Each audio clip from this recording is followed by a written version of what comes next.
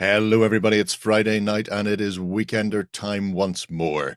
It's a big week in gaming with Gen Con kicking off, but if you haven't managed to make it to there, you can spend your weekend with us instead as we take you through the last 7 days in gaming news from across the industry.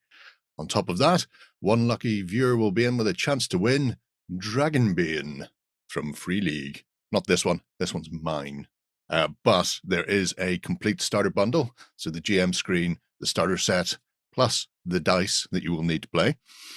If you want to be a winner of that, you need to comment below on the YouTubes, be a subscriber, and if you can do all the social media doobly-doo as well, that would be great.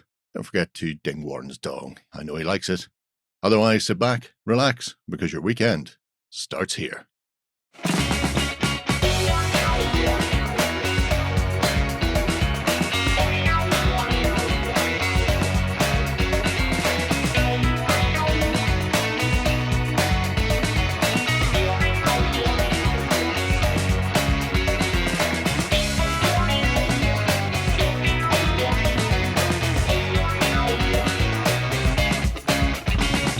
Hello, everyone, and welcome to the Weekender. I'm joined this week by Ben, Shay, and Justin.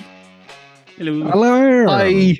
Yay. To talk about all things gaming, see what sort of stuff I can insult this week. Who knows? Could be Normally anything me. at all. Yeah. Right. We have a big week coming up next week, which people may have noted the subtle hint last week that the Doomed is coming.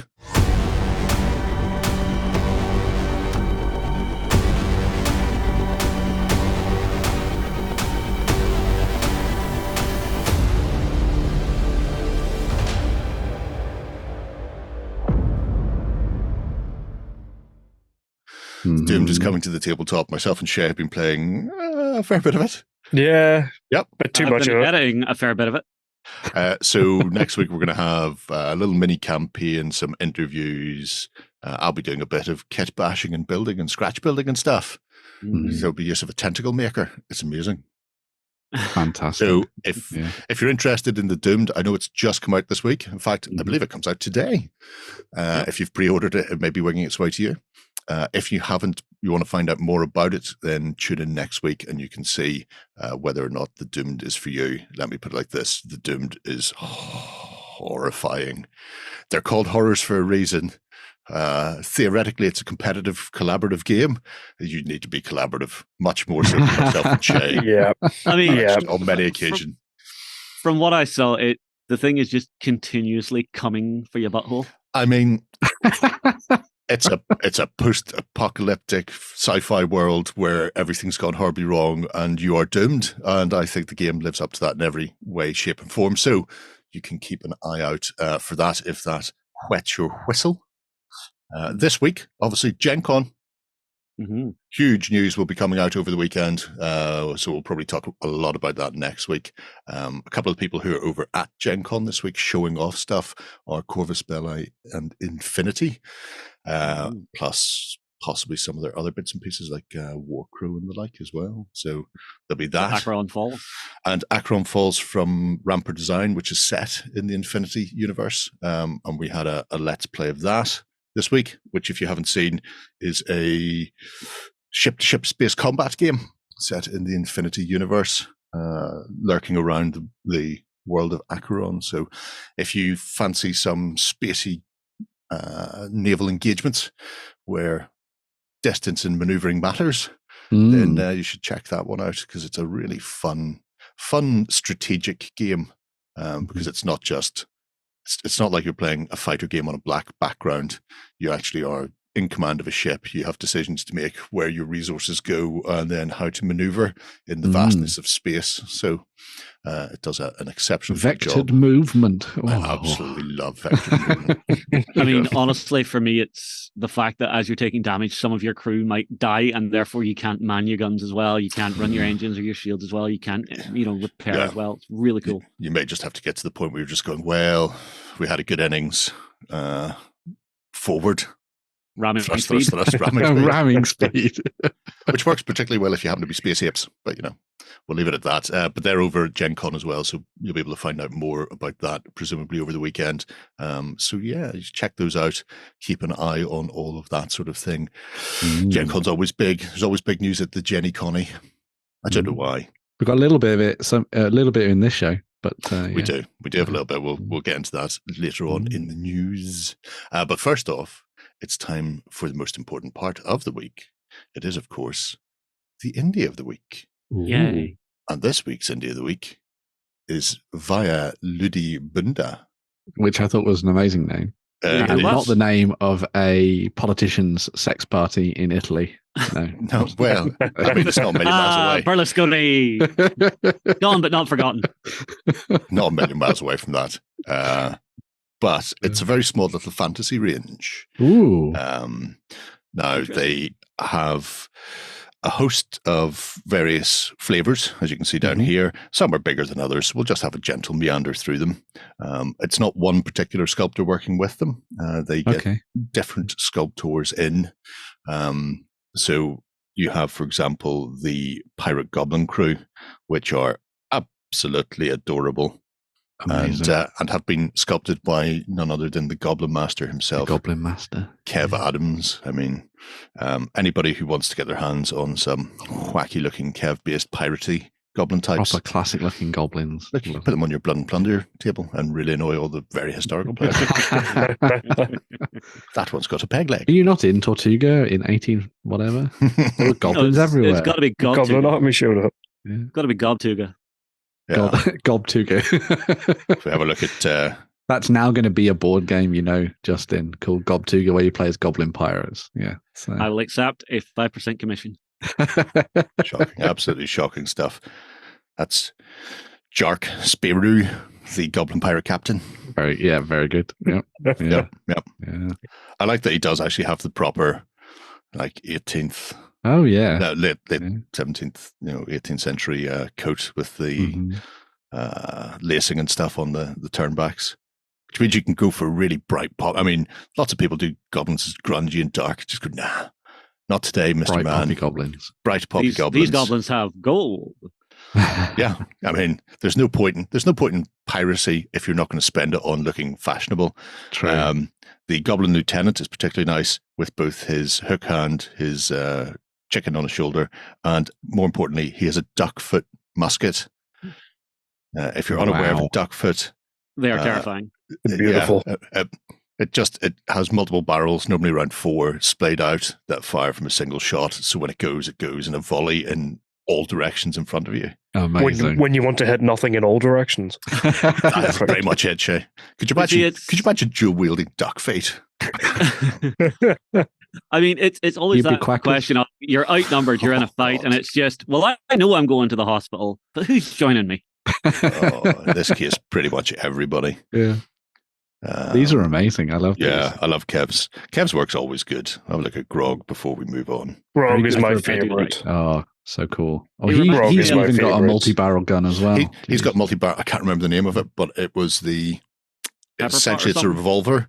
So once you fire, you turn it, reprime the pan, and then so you can load 4 up, but you just have to reload your fire multiple times. See, it reminds me of one of the strangest revolvers I ever saw. It was a French one where it was a revolver, but it was a revolver with revolver barrels on its original revolver. So it had like 7 or 8 barrels or revolver sets, 6 each, and then you would fire your 6, then rotate the next one in and have another 6 ready. It was absolutely mental looking. It's the way to do That's it. The French. Yeah. I mean, nothing's going to beat the revolver shotgun called the Lady Defender. If you've not seen that, I suggest you have a look for that online. Nobody is ever wielding that one-handed, and certainly not a lady is going to keep that in her purse. So nice little set of pirate goblins.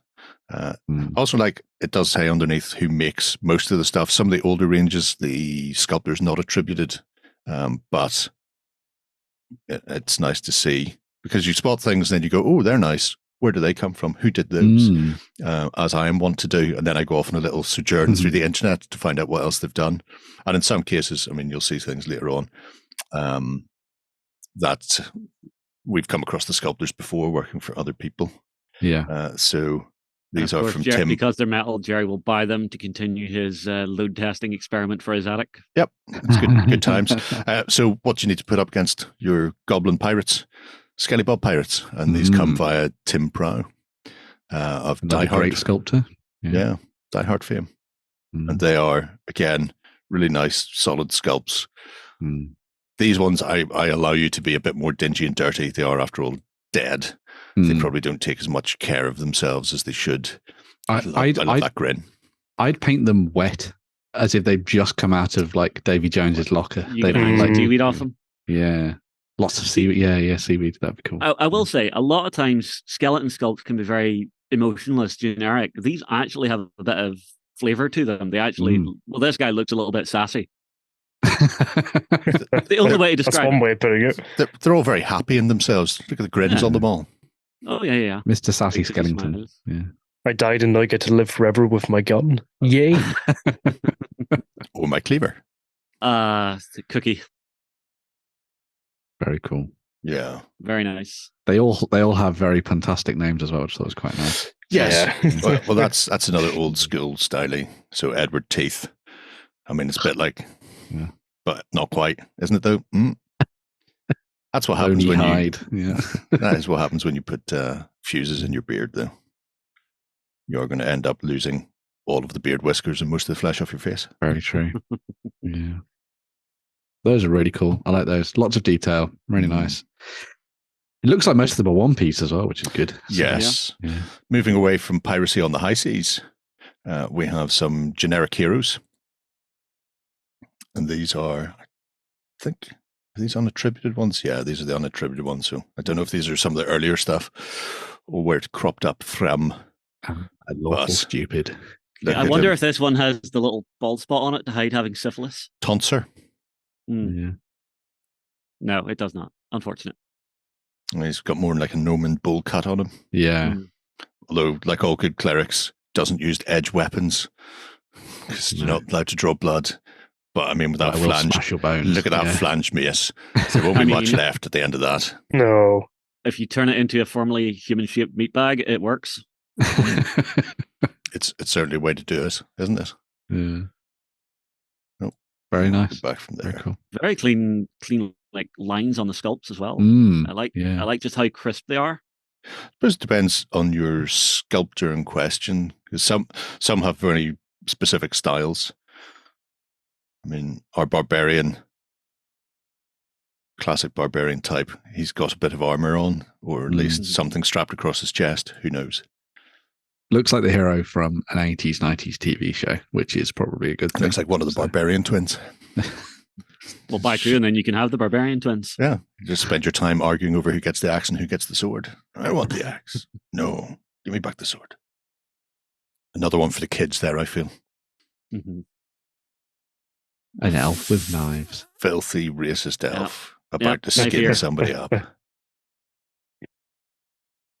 But again, nice. I mean, the nice thing about these are there's nothing tying them to a specific period, game, or setting. They are just nice, crisp, fantasy, classic-looking sculpts.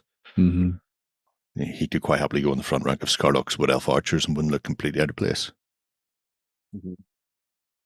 If I didn't already have two commands for Scarlocks. Front row's getting very, very full for Scarlocks archers in my army, I'm just saying. A lot of people jostling for command. A lot of people. A lot of twins in that unit. Twins and triplets. Wild Lara. A female rogue. Which locking butlers in the fridge for generation. That could be it. Very much so. I will assume the middle name is Croft. She certainly got a cleft. Anyway. Oh, dear. Nice generic wizard. Yeah. Which are always good because I feel wizards and necromancers and the like often get overdone sometimes. And trying to find one where you can just go, well, he is without being absolutely cluttered with other bits and pieces. Yeah, he is magically without being themed to being a chronomancer of the third order. Well, yeah, because most of the time when there is, that is where you're going to see real delineation. When somebody has made a wizard for a game, then they, more than anything else, tend to be really done to the nines. I like him because with a black robe, he could easily be a necromancer. A nice red robe, he could be Raistlin. It's up to you. We have our hardy jugger, a little apprentice stabber. Stabby. Not to be confused with a little bow welding halfling. Little boy. Oh, They're tiny, doesn't even fill the screen. does he fire toothpicks? The jugger feels just like a waif that has been picked up on the roadside. Yeah. Could be. I like to imagine it's a salute to the juggers, the Rukahar film. Ah, okay. It won't be, because that's a completely different genre, but it means I get to say salute to. Anything to make your day brighter, Jerry? Yep, very much so. That's something you don't see a lot of. Polearm-based wielding peoples, specifically. That's sort of the Naginata style as well. It's normally because in D&D, anything that's an exotic weapon is usually pretty awful. Well, yeah, there is that. Better off with a 10-foot laser pole. There's a little half-orc doing his half-orcly goodness. We shall move away from the Norks and have a quick look. Dwarves are relatively slim. Dwarfs. So Love a good dwarf. First. And I believe these come courtesy of... Swordy, spiky, and shooty. That's beautiful. Yes. I think these are all Mark Evans, who does the fantasy and a lot of stuff for Crooked Dice, I think. I can scroll down and find out, actually, to be brutally honest. Very classic Citadel looking dwarves. Like nice studded armor. The studded armor is a nice touch. Yeah. Because normally when you see a dwarf, it's always going to be like heavy chainmail they in. Yeah. Or like full plate. These are your city guard types. Yeah. They don't get up too much, don't wander around a lot, get really annoyed when somebody wakes them up. Well, I mean, unfortunately, in our current D&D campaign, we just blew up a dwarf city on accident. Wow. Nice. Why would you blow one up by accident? Or when you say on accident, do you mean purpose? You did it deliberately, No. and you're just telling people it was an accident? No. The elemental core got very annoyed with my character after he punched it. Oh. For reasons. Filthy reasons. I like him. Who is it? Oh, nope. That one's... then these could be somebody different. Yeah, Mark Evans did. So Mark Evans has done most of them, but then that's a different one. That's another. I can't read that with my eyes from where I live. Madrin Villette. Well done. That's somebody to go looking for later on, and I will, because I'm me. But yeah, I'll crack open these last couple. We'll just have a quick look. You've got a couple of human types, sort of more guard types, and again, classic / generic. I like to think that fighter. he got his helmet put on and he can't take it off. Can't get it off. It's actually just stuck. Like he's actually screaming eternally in that helmet. Mananan from Knights of Dark Renown. Yeah. He refused to go through the portal, and therefore he's trapped inside his armor, slowly being choked by his own beard. It's a great book. Absolute classic. The elves, we have a few regular type elves with bows, clever elf with a stick to keep people far away. Yeah. Again, looking very racist, as all elves do.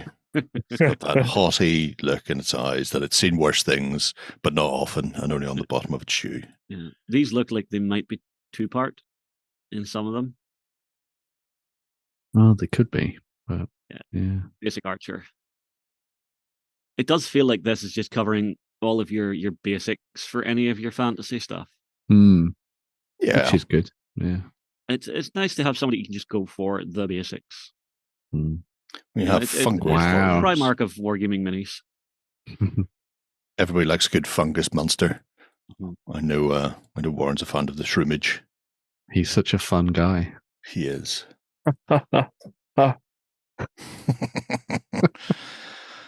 Puffball. Those are really nice. I could see these as classic horrors as well. Yeah. Yeah. You paint them up in sort of blues and pinks and stuff. Don't get enough fungus creatures throwing puffballs as sort of blast damage weapons, do you? Yeah. People should really do that. With us doing the Dune week next week, something like this would be a great monster to add in as your horrors. Oh, don't worry. There's plenty of things that these could drop into for the Doomed whether horrors or minions or friends of friends. Please stop saying horror or doomed in my presence. I'm getting flashback. PTSD, Shay. Just don't roll a double. Shock test, Shay. Shock test. Oh, I love this. It's a very different take on a big ogre. Mm.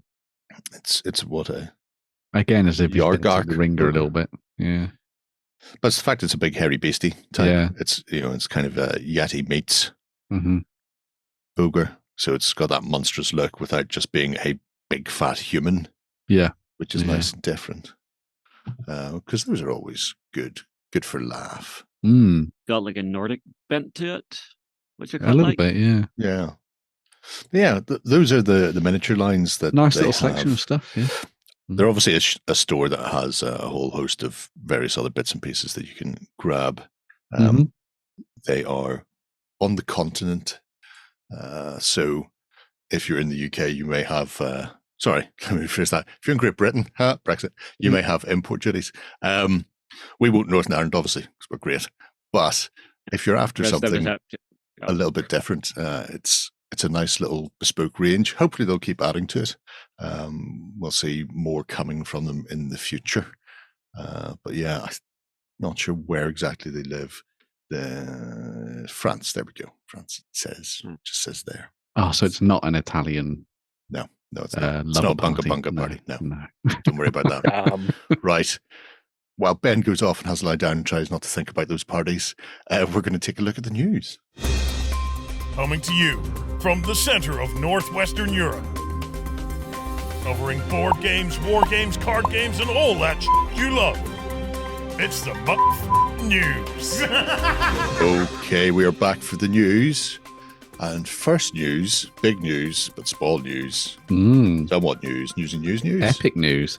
But is it big scale, small scale news? Small scale. So, Mantic Games teased back in April that they had plans for Warpath, and their plans were to debigulate Warpath so that you could actually play these massive scaled games in a very, very small way. And they've been working on that principle now for the last 18 months or so in design and play testing. And then another company who's also in Nottingham came along and went, Small, yeah, up and coming one. we're gonna do something as well, which has kind of put the scupper on Mantic to a certain extent. There's a video there in the post where Ronnie discusses the sort of plans, which was to play a 15mm version of Warpath rather than the standard 28mm. So you can see there, tiny little enforcer with missile launcher and a tiny little strider. Look at him, he's Looks so good. so cute. In a bespoke game for Warpath. So if you're unaware, Warpath came out many, many years ago. Came out like Kings of War as a sort of a little basic freebie type thing. Then they went to Kickstarter and got the funding to produce that, which ended up being upside down, which ended up being the Sci-Fi game, which was multi-based units on like movement trays. So the units would be removed like in Kings of War when they finally got killed up. Firefight was in there as well as a little supplementary game, so on and so forth. People may have noticed that Firefight got revamped last year. Massively so. Won the Game of the Year. They haven't mentioned it though. Very strange. But with a new edition of Dead Zone, a new edition of Firefight, they were looking at Warpath with a view to doing something different. Firefight and Warpath were same scale, different sized games you were supposed to be playing, but they more or less cannibalized each other. You could do what you wanted to do in Warpath with Firefight. So it was back to the drawing board and then go small, change up how things play. But now they're at this quandary. They're at a crossroads where are there the people willing to buy into it? When there wasn't Epic about, people may have gone, oh, I want to play a small scale game. Now Epic's coming back out with logistical impossibility or whatever it's called. Legions Imperialis. Sure. Yeah. Will people want to play Warpath now that that's coming out? Because sometimes people will play things because they're available. Sometimes people will play things because of the rules and because they want to. Yeah. So there's a blog post that they've popped up essentially explaining this and has access to a 30-page Warpath rule set. The game itself is alternating activation, 3-phase structure. So you have a command phase where you roll your command dice and then apply orders to your units blind, so your opponent doesn't know whether you've told people to advance or sprint. If you sprint into combat, you assault. If you don't get into combat, then you can't do anything else. If you advance, then you can still shoot. But the idea is you lay out your movement orders, as does your opponent. You reveal them all, and then you alternative activation. So units are going to be moving and blah, blah, blah. Then all the shooting and fighting is done in one combat phase.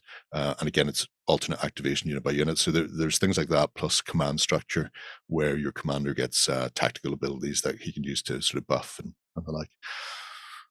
So essentially what they're asking is, are people interested? The interesting one for me is obviously there's a lot of Mantic fans who go, yes, definitely. But then there's a lot of non-Mantic fans who may be interested but haven't heard about it. Or there'll be Epic fans who wanted to play different races and now Xenos allies stuff, coming back just as Horus Heresy. So you've just got humans against humans. Mm-hmm. Long story short, too late. The blog is up. There's a little video where Matt and Ronnie chat about it. And essentially they've got a survey. It's a 1-question survey, which is, do you want to support Warpath? And if so, how? So you've got 4 choices that you've read the rules and Warpath isn't for you. Don't care. I'd love to play Warpath if Mantic released it as fully digital first. So PDF rules on the companion app and STLs from the vault. And then I suppose companies like Gameco or whatever to print them if you don't have access to a 3D printer. You'd play Warpath if it was a small release through the company, using some other materials like COcast or resin, or just do a smaller, more defined thing. Or they'd support it as a full game with core units and hard plastic, terrain and physical books. Which was their original plan, wasn't it? Yeah. Even if I had to go via crowdfunding. The original plan was a 2-player starter set with the Enforcers and the Plague in it, and then a second wave release with Forge Fathers and Asterians, so racist space elves and robots. So yeah, it's really just throwing it out there. If people are interested in that small scale game, you can go and take a look at the rules, see what you think about it, and then see whether or not it's something that you'd like to support. Obviously, there's a lot of companies doing small scale stuff now. So you've got like Full Spectrum Dominance is one that immediately comes to mind. Each of them have their own little unique way about them. This, I think, looks like it could be very interesting. The rules I've seen, the rules that you can go and have a look at, are very interesting anyway. But yeah, it's one for people who are interested in sci-fi and possibly doing something a bit different, because when you drop to the scale, as I've talked about before, you can do different things. You can bring in bigger vehicles or things that wouldn't be physically possible in 28mm or shouldn't be on a table in 28mm. Lord of War, I'm looking at you. But also then you can play a different style game. So you're playing that command and control element, you're playing the strategy rather than just playing miniature against miniature. So there's a lot going on. I think that 50mm range seems like a good one as well. I think it's enough detail on it to really give you an idea of what's going on, and then it's still small enough that when you're playing on a 6x4 that you can have what looks like big groups of stuff. I mean, the armor building is relatively simple. You've got a commander.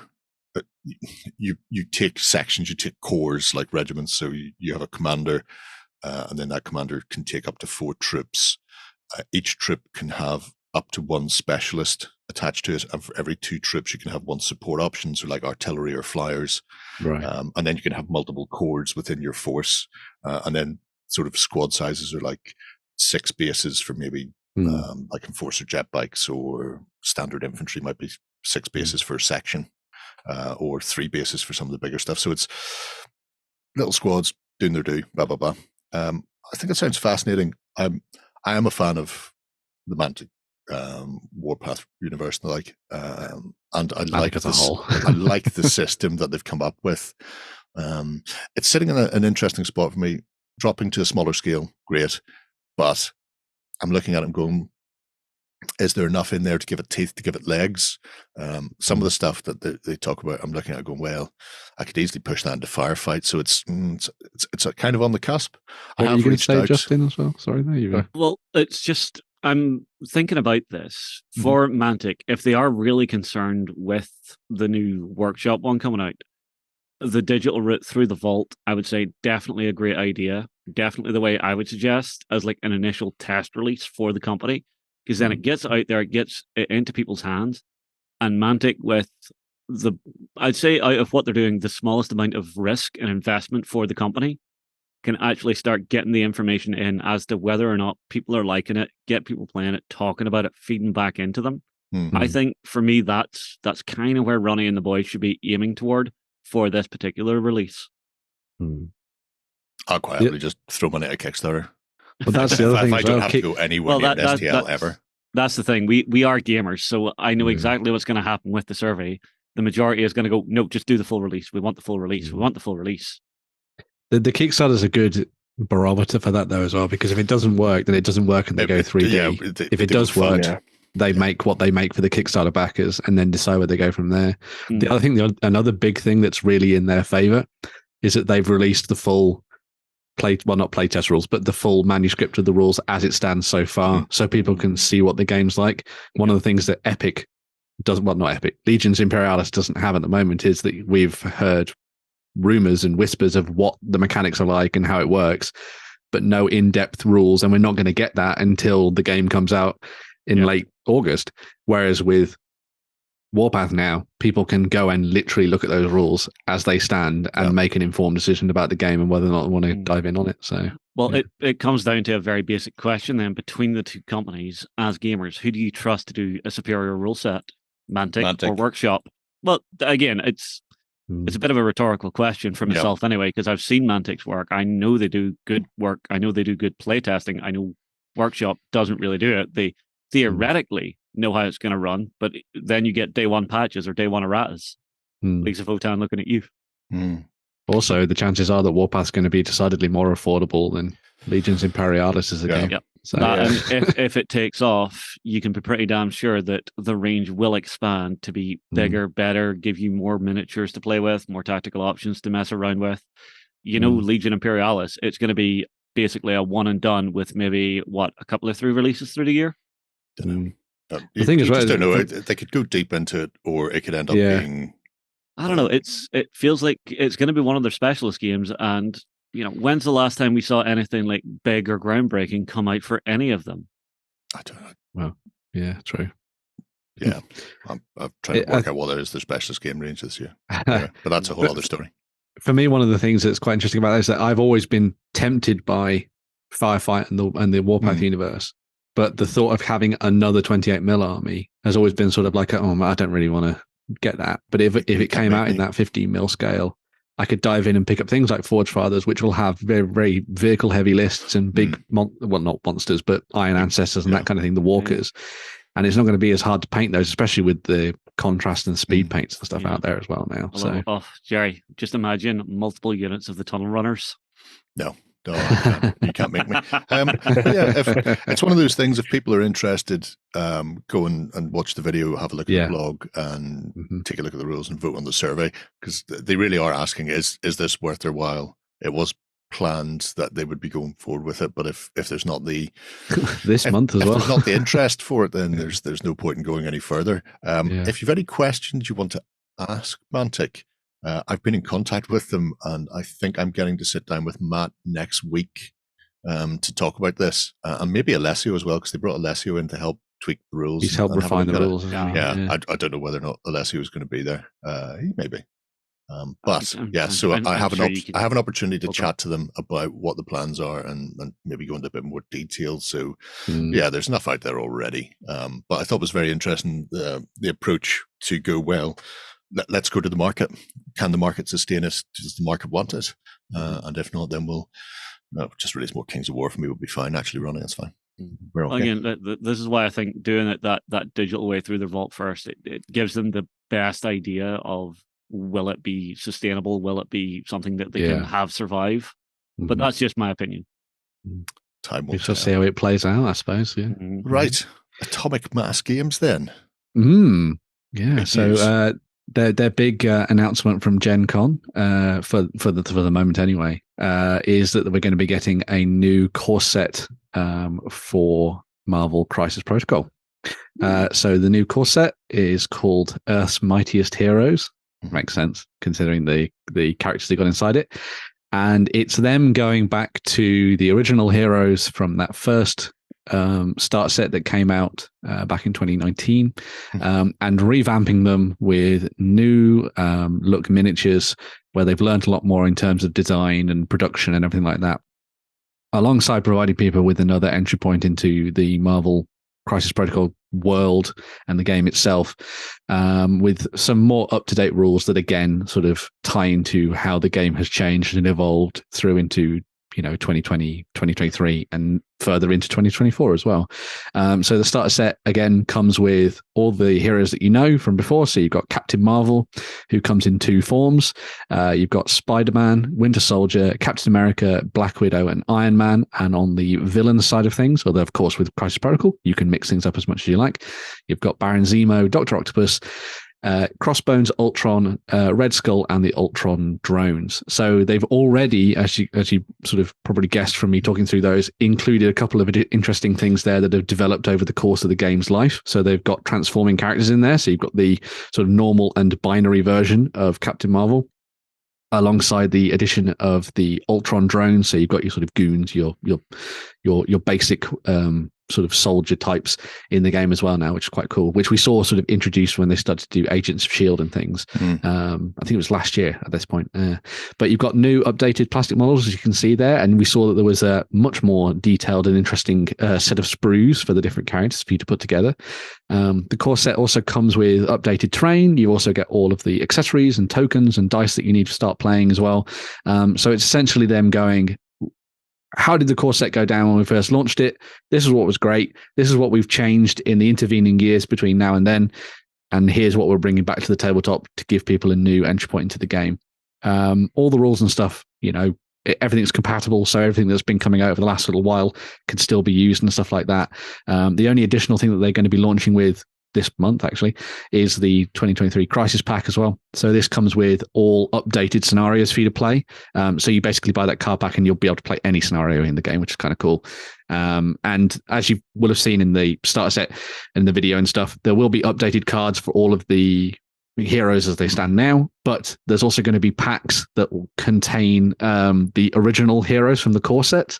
So if you want to get those sort of Avengers and the villains from the last core set that came out, the first one, you'll be able to pick up the old models as well as the new ones, which I think is quite cool. I love that they included the Captain America sculpt, which is normally seen as the one with the obnoxiously huge chest, but they've kind of reduced that, which is quite cool.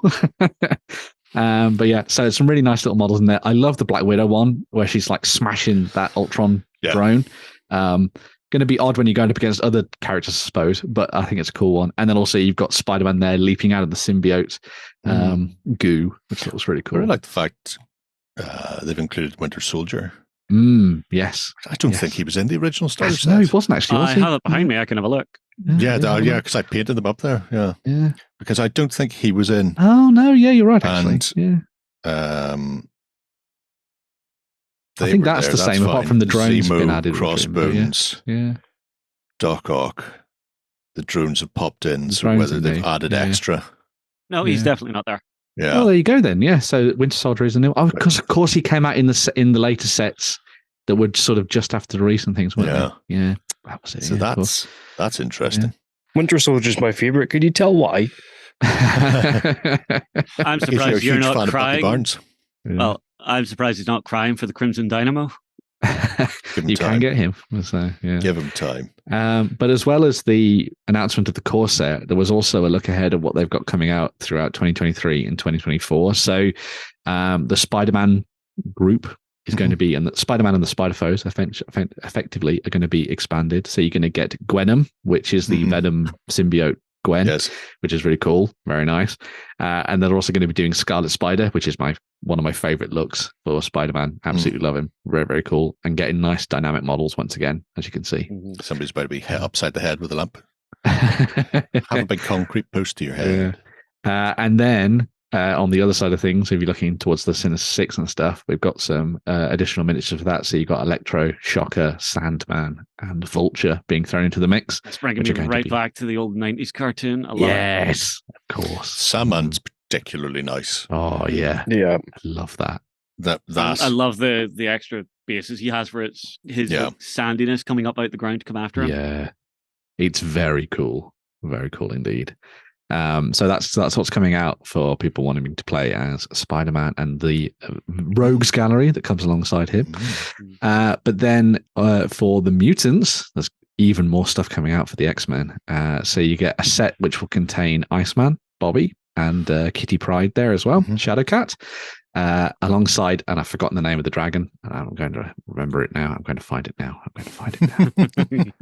Must not talk amongst yourselves. Talk amongst Lockheed. Didn't get it wrong. Lockheed. Okay. Nightcrawler and Bishop I'm seeing there as well. Yeah. So you got Bishop and Nightcrawler leaping into the action at the same time, which is really cool. Love that model for Nightcrawler. I think that's really nice. And the Bishop one's great. And then because they plumb the depths of the comics and stuff, you've got Xavier, which everybody knows, of course. But then the Shadow King, which is one that I wasn't particularly familiar with until I had to go and do a little bit of digging. But yeah, another awesome one there from the X-Men background. Peter pick up. Lovely fez. Cool. He's got a lovely fez. Yeah, fashionable fetching fez. That's the thing that draws the eye as well. Yep. Not the demon. And they're also going to be working on a new Wakandan diorama as well, which will be another one of their big sets that comes out. The last one they did was the Weapon X one, I think it was, which was Wolverine and Sabretooth outside the Weapon X facility. Yeah. But this one's going to be the kind of showdown, as you can see there, between T'Challa and one of his foes. Killmonger. Who is his cousin. Yes, there you go. In Wakanda. There you go. Although it's got a very Masters of the Universe feel to it as well, which I quite like. So I can see a lot of people using that for some tabletops probably as well. But yeah, very nice. Yeah, so lots of stuff coming out for bases. Yes, they are. So you'll be able to take them out and use them. But do they do so when you take the models out? Are there two little inset bases you can put in? So you can just use I don't know actually, because that seems like a no-brainer. Yeah. And then generally puddles of water. Yeah. Well, you just so you don't have two massive gaping holes in the middle of the terrain when you're not using it as a display piece. Good idea. You always end up with more bases because generally every time they sell a character, you get like a sprue's worth of bases, like 4 bases with a single model, so you get multiples anyway. Yeah. But just for this one where it's specifically water they're standing on. Hopefully they've remembered to do that. Yeah. Well, if they haven't, you can do a jerry can on it. Nope, because I'm fairly certain that will not be anywhere near my budget. Because it's like 50 quid for a single twin pack of figures, so that's going to be like 100, 150, 200 pound. What's that going to be? Who knows? With import. But yeah, so. Lots of stuff coming out for Marvel Crisis Protocol. That new core set looks really cool. I know a lot of people are probably going to be diving in and picking that up. As I say, you can kind of mix and match things, so you don't have to just have heroes versus villains. You can sort of, have Red Skull alongside Captain America and all sorts of things if you want to with that game. And there's loads and loads of releases for it as well. Whichever way you want to go. There's all the Spider-Man stuff. There's the X-Men, Avengers, everything. So, and I assume that the company is probably at Gen Con this weekend, so chances are they might have those on display if you want to get a closer look. Yeah, go and have a look at them. And 100% they will do. Because alongside all the Shatterpoint goodness, Legion, and everything else in between. True, Star Wars Crisis Protocol will also be there. Trust me, I am very tempted by Shatterpoint, but that buy-in, man. Yes, but well, just hang on for the Fire Legion sale. That's what I'm waiting for. Right, not the only news pre-Gen Con, Gen Con news. Yeah. We have Wamps machines. So Warmachine's there with Privateer Press, and they have a few awesome goodies that you can pick up. So one of them that's available online as well as at the show is a new mercenary set. So this contains Magnus the Unstoppable, now. He's gone through many iterations, but he's now the Unstoppable. Happens to have a Model 6 RPG. Yeah. So you've got Magnus the Unstoppable there, who comes with Invictus, the Warjack that looks the most Warjack of all Warjacks, which I think is amazing. You dog. So this is going to be another one of their big kits that you'll be able to get your hands on at Gen Con. So as I say, it's available from their stall if you want to go up and have a look for it, or if you're not there or you can't get a hold of it for whatever reason, maybe it's sold out or whatever, you'll be able to get it from the Privateer Press web store at the same time, which is really cool. So if you want to get that set and use it as a mercenary for whatever faction you want to play as, you've got the option to do that. Looking very nice. All 3D printable with lots of magnets and everything, which is always lovely, of course. I'm trying to decide where they've robbed that Warjack from. That top plate above the head's looking a little bit Cadoran. It could well be. I wish I knew more of the background of Invictus. I know that Magnus is quite a fan favorite, apparently, but and he's gone through the ringer with various factions and stuff. I'm sure he has hijacked that Warjack. Probably, yeah. There are also rules available for them, so if you want to go and check them out in the link down below, you can go and follow it through to the blog where they've got some discussion on how he works in game and stuff like that. But on top of that, available as well for the first time, there's going to be 2 new core army sets, starter army, if you did dive into basically the same words but in different order. So you've got Dusk House Khalees, which is your sneaky elves dropping back into the world of Warmachine, kicking ass and taking names and getting lots of vengeance. If I was going to pick a faction to play in the new edition of Warmachine, it would be this one, because I think it looks awesome. It look very cool indeed. Too spiky for Mightiest, too edgy. Oh, I love edgy. I love this. I love these edgy elves. They're so good. They listen to My Chemical Romance. And then you've also got the Brine Blood Marauders, which are very awesome. And this is the first of their kind of Horde-esque factions, I suppose, coming back into the game. But of course, Horde doesn't exist anymore. It's all under the Warmachine banner. So this is your chance to play with your big war beasts rather than your warjacks, and a whole host of probably the most well-loved, perhaps, of the kind of Horde side of things in Privateer Press's world. For the Trollbloods, yeah. Makes sense. But, I love the little gribblings down the bottom. Yes, they're amazing. And going with the pirate theme as well, which is just ace. So, yeah. Pirate's very much the thing at the moment. Yes. After that, indeed, yes, it is. I like my Trollbloods to be all Highlander-esque. Kilts tartan everywhere. That's what I like. I'm sure they will be fan. Yeah.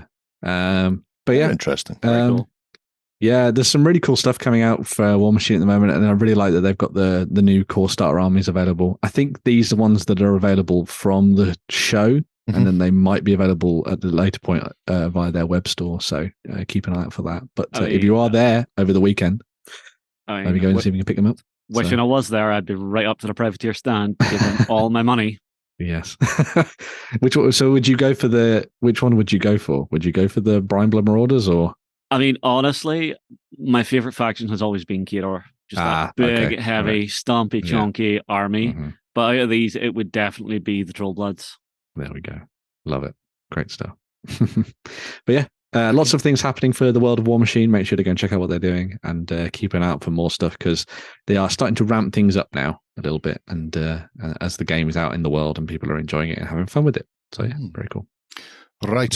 We have a whole barrage of World War II news coming our way. We're going to start with Victrix. Yeah. So Victrix, who a lot of people will know, have been developing their 12 mil range, which is now incredibly extensive and comes with infantry for both the Allies and the Axis in myriad forms, alongside loads and loads of tanks and other vehicles and things. They've now added this week the Fallschirmjäger into the mix for your German forces, for your Axis. So this is a kit that, in typical Victrix fashion, comes with a heck of a load of miniatures. There's 196 in total for a knockdown price, as most of their kits are. The set allows you to build miniatures using, well, not build, but snap out and put together miniatures that include rifles and SMGs, MG42s, MMGs, anti-tank weapons. So you've got your Panzerschrecks and your Panzerfausts alongside a mortar team and additional command elements at the same time. So if you are looking to do essentially all of the infantry for your German force, and you wanted to have a Fallschirmjäger heavy collection, then you have basically everything you could ever need. You just need to go and buy some vehicles, and away you go, essentially, with this. Or you just drop the Fallschirmjäger in and let them do without vehicles. Well, yeah, true. Yeah. And you may possibly go blind painting splinter pattern camo. Just at 12 mil, I wouldn't worry about it. Sponge. But one of the things that's quite nice about this, talking about the scale and stuff, is that one of the things that Victrix has been very tight on with the sculpting of these is that they've tried to make it so that they've give them as realistic proportions as they can for the scale that they're working at. So one of the things that you tend to sometimes get when you go down in scales is you get slightly big heads or big hands and that kind of thing. Victrix have tried to keep things as true as possible in terms of proportions, which I think is quite nice, and kind of sets them apart actually from a lot of other companies out there, which is really cool. And from most of the time when you see the renders from Victrix, that's kind of what you're getting with the models, to be honest. Obviously, they're tiny, but that may look very strange. This probably would work, but that's some of their 12 mil Germans. There you go. Yeah, very. That tiny. Lloyd hasn't robbed off you. Lloyd hasn't robbed off me. Give it time. I mean, for the scale, the detail does look impeccable. Yeah, I absolutely. think sometimes when you're going down in scale, you need to increase the size of the hands and heads to keep them looking human. No, I think it might look quite odd. It does.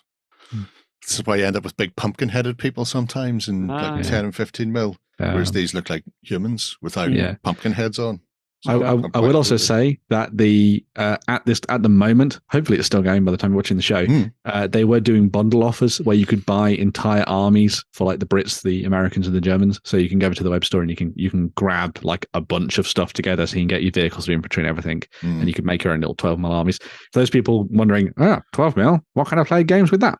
There's a game that they showcase on their web store called O Group, which is very cool. So you can go and check that out, which I believe was done by the kind of like sister company of Two Fat Lardies that sort of works alongside them.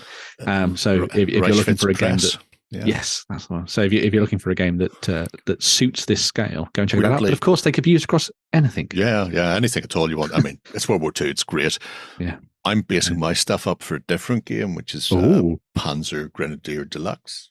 Oh. Yes. Fun. It's written by the same author as O Group. Oh, right. Just many years previous. Okay. So, yeah. But yeah, you can base them wherever you want. And because when you're picking up that many figures, you're easily doing companies at a time anyway. So like a bag will have more than enough to sort you out for a lot of different games.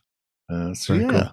Nice to see. I know they have one that they're working on that's app based, which I need somebody to load that onto an iPad at the studio for me so we can try it. Just fire me the name and I will find it. I can do it. It's okay, Jerry, it's okay. I will show you how Netflix works one day. I don't need Facilitate Netflix. me, boy. I don't need Netflix. But yeah, interesting to see where they go as well. Yes, BBC 1 and 2. And as long as I've got RT, I'm fine. If they show anything that's worth watching. All right. Moving away from the 12 mil, Victrix World War II, Undaunted. It's getting into the world of digital, like where I can't follow. Yeah. So for those people who have enjoyed Undaunted Normandy or have maybe looked at it and gone, I want to pick it up, but I don't have anyone to play the game with or whatever, there's now a digital version of Undaunted Normandy available over on Steam in early access. I was about to say easy access, but it is also easy to access, I guess. You just pay some money and there it is. So this is a full digital version of the board game. All of the mechanics are in there. They're all the same. It uses all the same scenarios, plus there's 2 additional ones that they've added in for the digital version. You can play it in this kind of 2.5D 3D style, where you have little sort of sprites for the different units and you've got little 3D terrain and everything like that. Or you can just click the little button, the little letter at the top that says M, and it'll turn it into the normal board that everybody knows and loves. These are from a slightly earlier version of the game, because the one that I've played now actually has all the artwork included. So you've got that on the tokens and everything as well, which is really cool. I will also say that you can play the game multiplayer, so you could have it just playing online with somebody else, or you can have it hot seat, so you can both sit next to each other and just play it on your computer if you want to, or a laptop. But there is also an AI built into it. The AI does not take prisoners, and if I am sure that their dice are loaded in their favor. Are you playing on hard mode, or is there no like settings? There are 3 settings. I played on easy. It took me 3 goes to beat the first scenario. Admittedly, the first time I just fluffed it and was like, I don't need to put any units in that area. Oh no, wait, they can move in and capture that.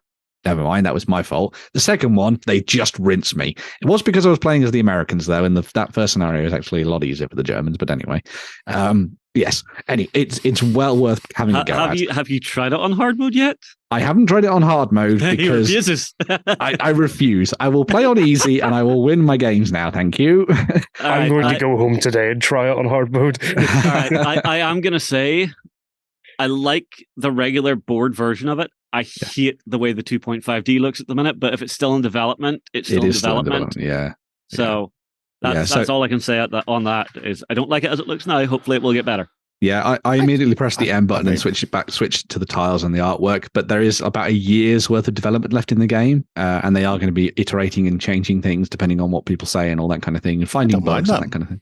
I think it's fine. It's not as pretty to me as the artwork and the tiles, but that's it's what it should be while it's still in development. It's functional. Yeah. The other thing that's really nice about this is that obviously it does a lot of stuff behind the scenes for you. So, like I've played cards. All that kind of stuff. Don't have to drop them anymore. Shame. Yeah, it still rolls the dice and screws you over, but there we go. Oh, well, is the UI easy enough to use? The UI is fine. I had a really nice time with it. It needs a bit of clearing up because it looks very basic at the moment. So it needs like a little bit of a theme to it potentially. But yeah, like a little bit of a wash over it. But it actually feels nice to play. It's very quick. It's very reactive. And they've got it on PC at the moment through Steam, but they have said they're going to be going to app-based form as well. So maybe see this on phones and tablets.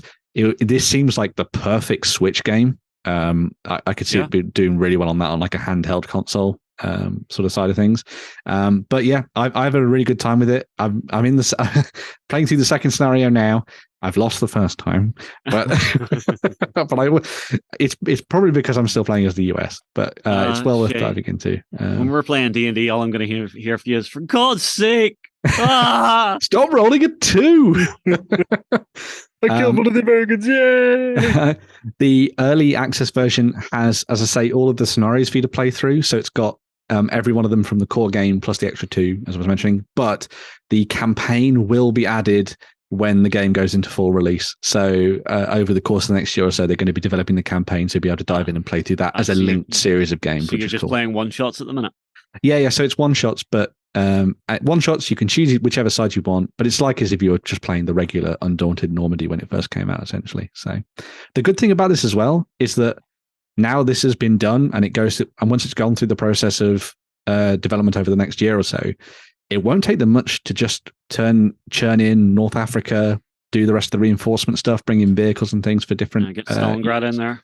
Stalingrad, and then of course Battle of Britain as well, which would be really Battle cool. of Britain I think might take a little more work because the mechanics are slightly different in that game. Yeah, that's true. Yeah, so they might have to tweak things a little bit. But if you like Undaunted Normandy, or if you everything else is more or less the same, so it shouldn't be too difficult to do it. But yeah, if you like the game and you just want to play it more, this is a great option for you. If you like the look of the game but you've never played it before and you've got access to a PC to play this, I generally give it a go. It's not too expensive and it's packed full of content and it just plays like the normal Undaunted, really. So well worth having a look at. It's very fancy, very fancy. We're almost finished our campaign, aren't we, Shay? It's going to be a sad day when it ends, Jerry. Well, we've had a point in Stalingrad where we've been given reinforcements, so it must be coming near the end. Yeah. If High Command has decided to reinforce our poor beleaguered units. You guys suck. Here's some more troops. That's my eyes, fresh supplies. More grist for the mill, I suppose, is the phrase. But yeah, Undaunted's a lot of fun to play, so hopefully this will get out there to a few more people, maybe people who don't board game ordinarily. There's been quite a few interesting reviews on Steam where people have been like, I don't even know what this is, but I've dived in and played it, and it's a really fun strategic World War II game, which is exactly what you want, really. So happy days. Right, talking about strategic World War II games, 0 to 100 hours is off to Africa. It is. So this one's a little bit of a sneaky preview thing because we're going to get a little bit more information about this in the coming weeks. But 0 to 100 Hours, which is from Grafenau Games, set up as a really fun skirmish game where you play as commandos and the SAS and that kind of thing, sneaking into German facilities and blowing up radio stations, freeing prisoners and everything else in between. You've also got things like the French resistance and everything thrown into the game as well now, which is really cool. But now they're going to be moving from Europe as a theatre of war to North Africa, where you're going to get to take on the role of the SAS and the Long Range Desert Group, going up against the Africa Corps Germans, infiltrating airfields, blowing up refineries, taking out tanks, and generally just annoying Rommel. So yes, it sounds very, very cool. And they're going to be working with Artisan Designs to bring a range of miniatures out, both existing and new, for use in the game's expansions, which just seems like a great idea. So, yeah, I know 100% I'm there. The fact that they're moving to North Africa makes perfect sense for the style of game. The game itself is all about daring do. It's not two armies slogging out. It's hit and run. It's the sabotage, and there was a lot of that, especially with the Desert Patrol group, where they were 20 jeeps tearing across the desert in the middle of the night to an air force or an air base, blowing up as many planes as they can and then getting out before the opponent has a chance to recover. And that is exactly what 0 to 100 Hours is all about. It's can you sneak in, do the damage and get out. The interesting thing will be how they apply it, because I know they've got tactics and plans now that you can add to your mission cards that change up how things work. In the standard 0 to 100 Hours, there's a lot of stealth going on, and whether or not you're spotted, I imagine that's going to carry over, which is going to be a bit interesting, because a lot of the times when the Desert Patrol group had the option, they went for speed and power. It was very much the Jeremy Clarkson attack. People heard you coming, but by the time they heard you, it was too late, because you just do a donut, firing twin 30 cals from the back of your vehicle, raking everything you could, and then away into the night again. So it could mix it up a fair bit. But I like the fact that they've gone to Artisan Designs to get the miniatures for it, because there's a wealth of really nice sculpts already existing in there. So which I have most of the Germans already, so I'm halfway there. They're even painted. Talking of that, if you want to get ahead of the game, you can go over just to the Artisan Designs website and just pick up a bunch of stuff already and get started with it. So if you wanted to get your hands on these, maybe you get the models painted up and ready, and then you could just pick up the 0 to 100 Hours expansion without the models probably in the future. Yeah, just grab the card pack and away you go. And away you go, because they're cracking. Amazing models. Oh, they're absolutely gorgeous. Thankfully, an Estonian friend of mine sent me them painted. Otherwise, I would have them, but they wouldn't be painted. But it does mean I'm ahead of the game. I don't have standard British troops though. I've got Commonwealth Indians, but maybe I'll throw those in for a bit of a laugh anyway against the Africa Corps. Yeah, I'm sure that Grafenau will probably end up doing some of their own work as well. I know Graham does sculpting, doesn't he? So I'm sure we'll see some specific models and things for that as well. But you have your own Desert Fox. If you are interested in World War II, but on a very skirmish level, like very story narrative driven scenarios, definitely have a look at 0 to 100 Hours and keep an eye out for North Africa. So, there's nothing worse than sneaking into a base and then somebody setting the alarm off and then everybody coming to play with you. Well, I watched a playthrough where a SAS soldier stuck up behind a German, stabbed him in the back with his knife, and then the guy who was on patrol turned around and saw him literally over the body, red-handed, and all the shit hit the fan. And it's very, very hard to explain that one away if you have to. He tripped and fell onto my dagger several times, sometimes backwards. I was issued the wrong uniform. I'm very sorry. I'm really looking forward to them branching out into other theaters. Because imagine where it's going to go with the Pacific potentially as well. There is that, Although I was thinking personally, I just want a load of ski-based troops, so Norwegians, and do the Erdanger plants, do the hard water plant. That'd your telemark heroes, the proper one, not the Kurt Russell one, or not Kurt Russell, Kurt Douglas. Sorry, Kurt Douglas. Here's telemark is particularly bore. If you can speak Norwegian, though, they have an excellent version of it, which actually stars the actual Norwegian Heroes of Telemark. They play themselves in the movie. From that is amazing. Nice. It's I do like when that happens. But anyway, that aside, 0 to 100 hours, cracking game, and it should be really fun doing it in the desert. We have a final story, which isn't World War II. How'd that happen? Yeah, I snuck this in at the end. Ha ha ha! What a rascal! You'll see why that's funny later. So Rogue Hobbies, which is the YouTube channel that was set up by Louise Sugden, who a lot of people remember from Games Workshop. She was part of their Forge World team. She then went on to be part of the crew that basically did a lot of stuff on Warhammer TV, did painting videos and things like that. She went off and has started her own YouTube channel where she talks about all her fun things that she's up to. But one of the things she's done recently is she started her own miniatures line alongside her friend Tom. So she has done all the concept design and the sort of artwork for these, as well as designing things like the box and stuff like that. And they're now available, these lovely little critters, both goblins and gnomes, as a limited run. I love the instructions. That's the best stick instructions to I've ever seen. to base. You are done. Yeah. They're available as a limited set of resin figures. Well, 3D printed figures, sorry. Or you'll be able to get your hands on the STL files if you sign up to the Patreon. So the physical miniatures, the first wave, sold out like hotcakes, as you might have imagined. But the wave 2 is going to be coming, so watch out for that. So, check out her on her social media or keep an eye on her Patreon page and things like that. But then the 3 miniatures that have been designed are available at the highest tier of her Patreon. So if you sign up to that, you'll be able to get these models for you to print off and use at home and paint however you like.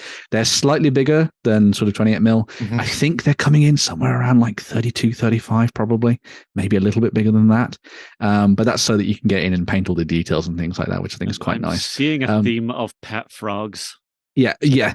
There's a distinct Louise Sugden weird quirkiness to the miniatures, which I think is really cool. But there's the Fisher Goblin, the Goblin Knight, and then the Gnome Wizard that you saw there as well, which is really cool. And I think they look great.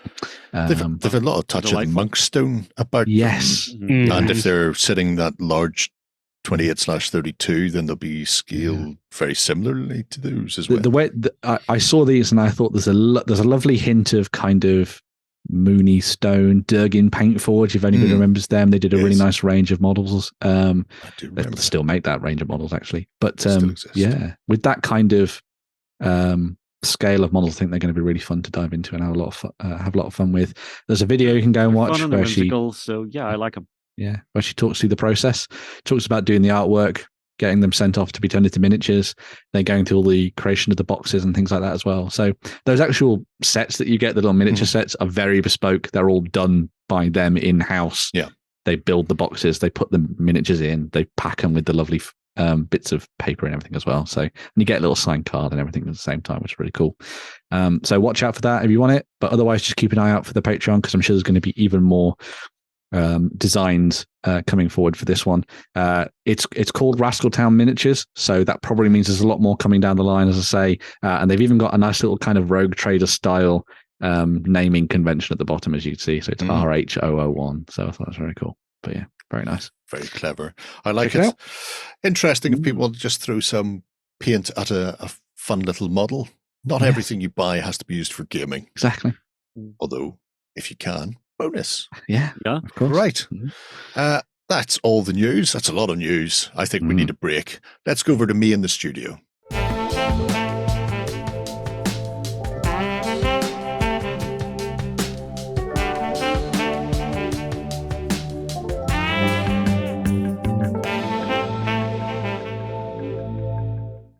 Look at me in a room by myself where nature intended.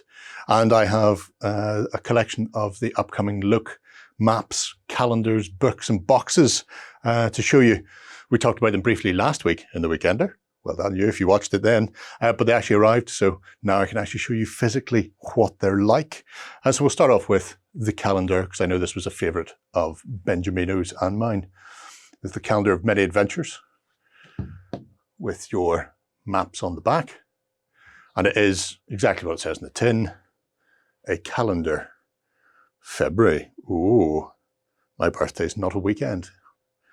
But you also get a little map for each month.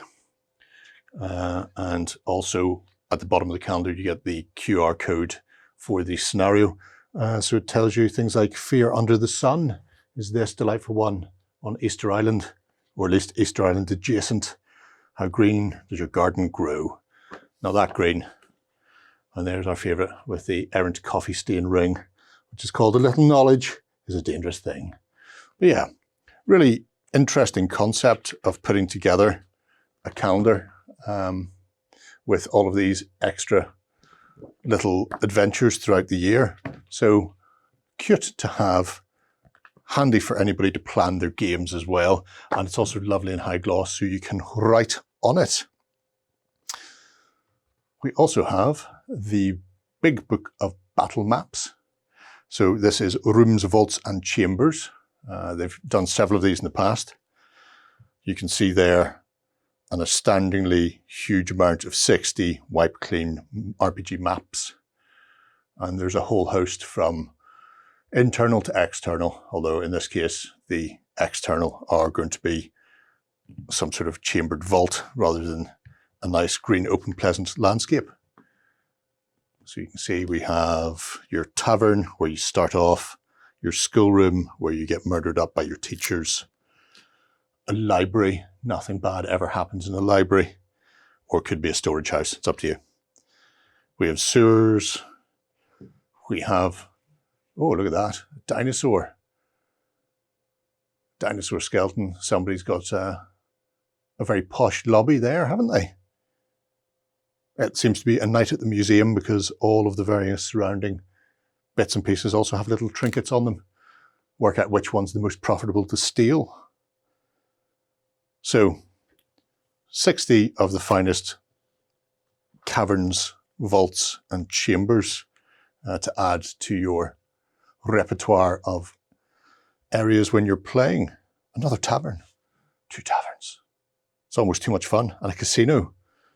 Oh dear. And that, which is actually a healing temple. Don't worry about the stuff on the floor. It's nothing to worry about at all. So, once again, tremendous amount of stuff there from Loke. We have, as well, the Tricks and Traps bundle. Now, this one works with the book, the calendar, and the 2 sets that you'll see in a moment. But this is a whole collection of pieces for you to cut out for your RPG. So it contains that many A4 laminated pages, but they are double-sided, so you'll need to cut these out. So as you can see here, we have a couple of rooftops, statues, and fountain. But on the reverse, we have the runes, a sickly fountain, and a demolished statue. So as you go through, you can use these to add on top of other maps that you already have, or onto some of the books, or even the calendar. So if you want to add some rooms of your own, you can do so. The double-sidedness is always matching, so you're cutting out specific sections, but we even have external pieces, so you can have a whole host of various templates to use for cover, for terrain, for tree lines. Or if we go to the other side, we've got, don't worry about it, definitely not a mimic carpet. And definitely don't worry about this one, it's not a mimic carpet either, they're fine.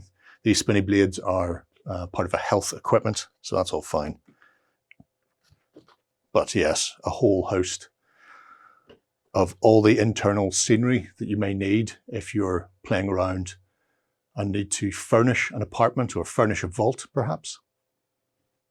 So you can chuck these bits and pieces in wherever. Look, spider webs leading down to the healing temple. That's a really fun set of additional pieces that are handy to pick up for anyone and for anything you're planning on using, because it saves you having to draw all the time. Obviously, all of the Loke stuff is glossed, so you can use dry wipe markers and the like to actually draw on and rub out whenever you need to. Now, we also have the Journey on the Long Road and the Veiled Dungeon, which are 2 sort of campaign packs. They both follow a similar format. So The Long Road, it's one of the nice books. If I pop this open, that won't stand. You get a set of cards. And these cards are all the encounter monsters you're going to run into. So it has the 5th ed stat lines plus their abilities. So you can see them. And then on the reverse, Leshen. We have artwork so you can show your party what's about to peck their eyes out or gore them in the woods, which is always fun. It also comes with a set of double-sided maps. So I believe there are 20 double-sided maps. As you can see, inch squares on both. So you can do your party movement if you use squares and the like, if you're not using feet and inches or meters or whatever it is you normally use. As you're wont to do with mappery. I won't go through all the maps because it'll be a bit spoilery, because, like I say, they are for the specific adventure. So this is I pop it to the end, shows you some of the maps there. This is a 63-page book, and it contains the adventure, the story hooks, a list of all the different encounters that you may run into when you're playing. It also gives you a list here of whether or not the creatures that you're coming into are unique to this book, created by Loke themselves, so that's in bold red, or if it's a standard D&D monster, it'll be in blue. So these are written for 5e, although obviously you can use them for any of your own games. And as you play through, you'll play through the various maps in the book, which will help you on your way. So The Long Road is random encounters, monsters in a well-traveled vintage, which is all very good. I'm trying to see if I can find my favorite Loke monster in here, because it's got an amazing name. A Brobdingnadger. I don't know what a Brobdingnadger is, but if you're on the Long Road and you see one coming at you, I suggest you run. Run before the Brobdingnadger gets you. So The Long Road is a gentle sojourn through the world. However, the Veiled Dungeon, much less so. It's a creepy entrance into the dark. Again, 20 fold-out maps and your 40 monster cards in this one as well. These all come with the digital components also. So as you can see, 5e cards, your set of 40, and on the back, it's a rope snake. Flying pages, which are bad dreams, apparently. Spydros and all sorts. Again, don't want to go through too much of it, because if you plan on playing this with your group, it will be a terrible, terrible thing. I'd like to show the back. The back of The Long Road also has one. That may or may not be a hint as to what you're facing at the end of it. There's our Veiled Dungeon book. And again, a whole host of 20 double-sided maps, or 20 maps, double-sided to be more accurate. So the Loke stuff, as always, really nicely detailed, great visual colors on them. They really pop very dramatically, especially when you're playing with stuff on the tabletop. You want to be able to see defined edges very easily, especially when you're counting little steps to get you into combat so you can do your strikes. The book, or the boxes rather, themselves also have detail in them though. So you can use them as an additional little dungeon or as a little themed dice tray. So both the top and bottom of the boxes for both adventures are like this. So there you go. Hopefully that gives you an idea of what you can get with the Loke toolkits and additional accessories. Back over to me, not in the studio. Thank you, me. So there we have it. Like we said last week, Loke BattleMats stuff. It's lovely. It's really nice. Amazing stuff. Yeah. Excellent quality. And you know what? Since we're giving away Dragonbane as the prize this week, why not stick in the Tricks and Traps and the Cavernous book as well? Okay. There you go, because the Dragonbane starter set has a couple of mats in there to play on, and it has standees for stuff. So, I mean, if you're getting started into role-playing, if you don't have anything else, It's a nice little Brucey bonus for you. Don't say I don't give you anything. Can't complain, children. Right. We have a couple of Kickstarters, and then we're going to be sodding off. So where are we starting, Ben? So we're going to be starting off with Victoria Miniatures, who have launched their campaign for the Rough Rider miniatures. So this is Project Warhorse. Anybody who knows anything about Victoria Miniatures will know that they have been doing amazing guard models for grimdark universes and beyond for a very long time. And in the era of Warhammer, where the Astra Militarum are essentially just Acadians, Victoria Miniatures have been filling in all of the gaps and producing amazing miniatures to represent all the different regiments that you might find on different alien worlds, not just for Warhammer, but for any sci-fi game that you might think of. Another element that they wanted to dive into recently was the idea of creating some more sci-fi cavalry that covers a few more different regiments Victorians. You might like. Yes.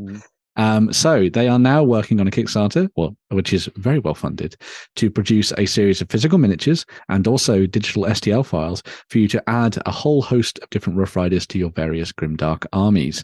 There are a few different themed sets. So you've got the Desert Scorpions, Sobeski's Winged Hussars, Van Diemen's World Devils, the Victorian Guard, and the Border World Rangers.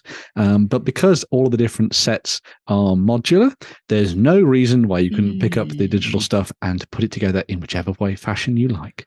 You could have... I don't know what that's saying. Oh, Warhorse.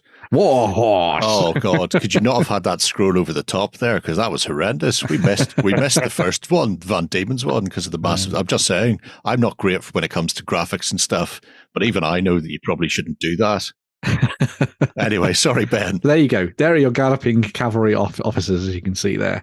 So as I say, available as STL files. You'll be able to get a hold of them, print them off as many times as you like, make as many horses as you care to do so, and have as terrible a time as painting them as everybody else does. Or you could get them physically, where you get them as sets of, I think it's 5 miniatures. You get a sort of leader character alongside a whole host of the regular cavalry options there. They're created in plastic using COcast. So they're using a couple of different techniques in order to bring those to life, but you'll essentially get them shipped to you so you can build them and have fun with them, which is really cool. The quality of the stuff that we get out of Victoria Miniatures is probably second to none when it comes to this kind of sci-fi soldier from the future, and they are always packed with character and have lots of individual detail and feel very, very unique. So going for something like this to add to your force and really push that kind of cavalry element of things, I think is very cool. And it will be very nice to see what people do with these as they come to life. But it's been in the works for a little while. Horses. Yeah.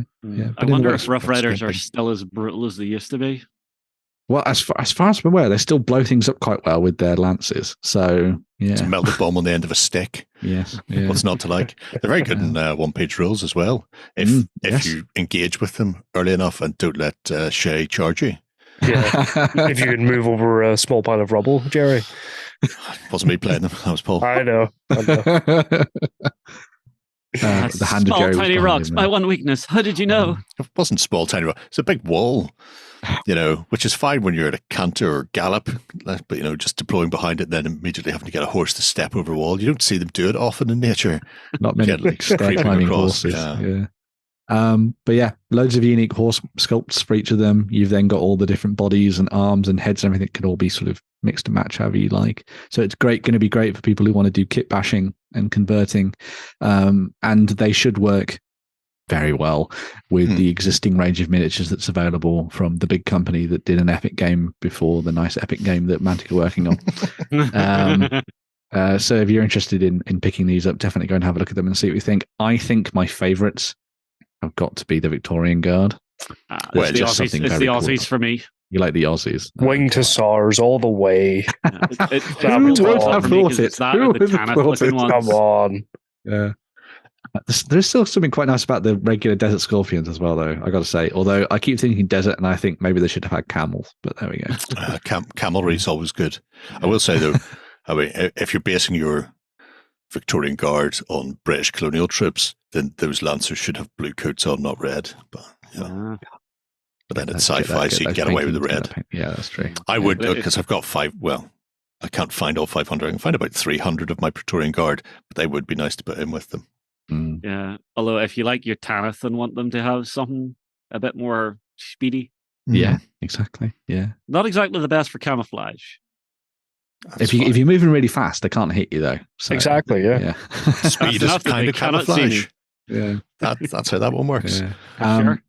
So obviously you can got any sort of stretch goals on the horizon, or is it going to be a one and done style of campaign? I can't remember, unfortunately, but I if you will- scroll down, I you will might find scroll something. But, further and see. I will chat on as we go. But Yeah. if you like these, you can obviously then go over to the Victoria Miniatures store and you can get some troops that would work really nicely alongside these models. Or Wargames Atlantic also do some very nice space Brits that you could use with these, and they should also work incredibly well with what we're seeing here from That's Victoria very Miniatures. true. There you go. Yeah, I'm no, not it looks like seeing they're, stretchy goals. I think it is they're just a one. not bothering with it. Just fund the creation of the doohickeys and away you go. So See, I kind of like that because sometimes stretch goals on a Kickstarter can just go absolutely bonkers, and then it takes you maybe 3 times as long to get the stuff. Very true. yeah, you But don't yeah. need unnecessary bloat. Just does exactly what it says on the tin, which in this case is squads of exploding lances with tiny humans attached to them. Coming right for your face. Pretty sure that's how that works. I'd like a Groups of squad of exploding horses with. Well, that's good as well. They're like That would be the 40k way. they're like Yes. anomalies in many respects. Don't think about the grenade strapped to the bottom of your horse. Similar but different. Why has the Claymore got the face forward, pointing away from the horse at the front? I wonder. I'd love a company Strap to it make to the head goblin like a squid blinker. cavalry. Yes, that would be cool. They know already. The Games Workshop know that. They did squid hoppers. They've got squid hoppers for Age of Sigmar, Yeah. but it'd be really cool to see them do them for. Yeah, it wouldn't take much to just cut the front of a lance off. Yeah, Spear goes away. little Gretchen riding on the back of Squig cavalry. Yeah. Yeah, and then you can have it just with like tons of TNT strapped onto it. Yes. Yeah. Mm. That'd be cool. But anyway, 20 make sure you days can check it left. out. Yeah, Yeah. 20 days. Yeah.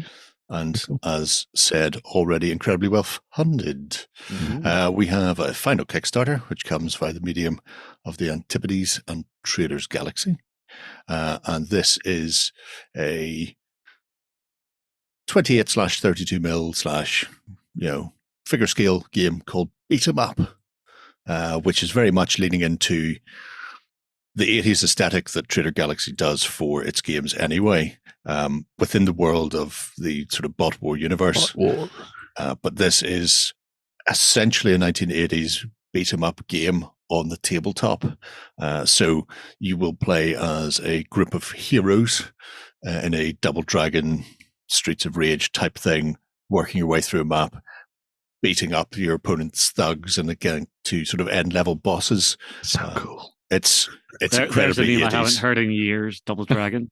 Yeah. Oh, it's all about that. I mean, when Holy Anthony does stuff for Traders buggy. Galaxy, there's lots of homages everywhere to Mask, Transformers, Teenage Mutant Ninja Turtles, Knight Rider, all of the things from the 80s that were obviously fantastic and we'd like to see. And now he's taken the sort of core mechanics from Bot War and made I think it's called the Trader Galaxy Universe system, which is going to be a core system that you can go and have a look at. I think we talked about it before. It's available for free as well. Yeah, a little 30-page system, and then you can bolt on new styles of game to it. So the bolt-on for Beat 'em Up is like a little 4-page thing that explains how the game works. So you have a hero or multiple heroes working their way through a map, like I say, attempting to beat up your opponent, beat the end boss, and then complete the game. Very arcade game styly. So there's a couple of ways to play it. You can play 1 against 1, where one person will take on the villain, the other person will take a hero or whatever and go against each other, or you can play 1 versus many. And then when you're playing, these sort of thugs are generated in every section of a map you go into. So you start with a 3x3 and then you grid it off into 9 sections, and you can't leave a section until all the thugs are defeated in that area. Just like in your side-scrolling beat 'em up games, you can't go to the next Streets of screen until you Rage. deal with what's there. Yeah.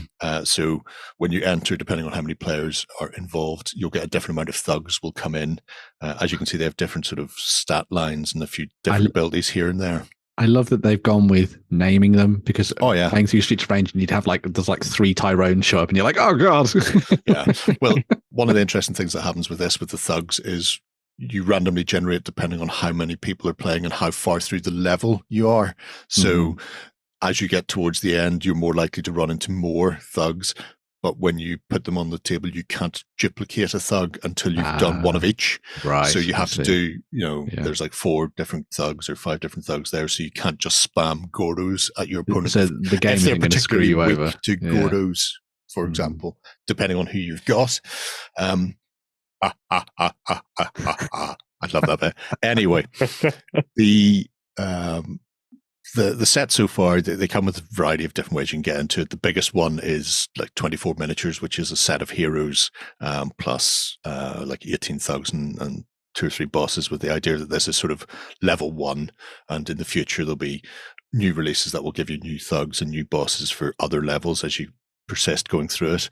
But it has everything you'd expect to see in a beat-em-up game. So loot can be dropped. Weapons can be dropped, and just like in something like I think it was in Streets of Rage, you would, if you picked up something that had been dropped and then got knocked out of your hand again, it would drop and you could pick it up once more, and then if you drop it again, it disappears. Same sort of thing. So pipes, swords, guns can only be used several times, but they can be used by both sides. So if you drop that broken bottle, then a thug will pick it up and shank you with it. That'll teach you. Can I destroy terrain to get food to heal myself? There are power-ups and level-ups and healing also available. And then because it's you can play it like a campaign-style game, you can also find money. So there are credits about, and then between levels, you can spend those credits on things. So you might want to spend the credits on picking up a handgun for 1,000 credits to go into the next game, or 500 credits will get you a 1-up. So you've got an extra credit in the game. So if you die, you get to respawn rather than having to just watch your opponent ruffle stomp your friend because you were terrible at your job. It's so 80s. Surely, sorry, go on, Justin. Surely I have to be able to have the base thugs in 2 versions where I paint one a slightly different color and he becomes more powerful. Yeah, the vest is different and he has a different hair color. Yeah. Well, like I say, the top pledge has 2. Each thug you get 3 miniatures. 2 are duplicates, and then 1 is an alternate sculpt if you go for the big version, which means then so you will paint one with a different colored vest so you can tell them apart. Which is always good, clean family fun anyway. The thing that's great about this is that you've immediately got your soundtrack sorted. You just stick on one of the game soundtracks and just play through until the end. Oh, so good. And you just put on Big Trouble in Little Chinatown behind you. Well, yeah, that's true. I also love that in true 80s style, one of them is just a football player. Yep.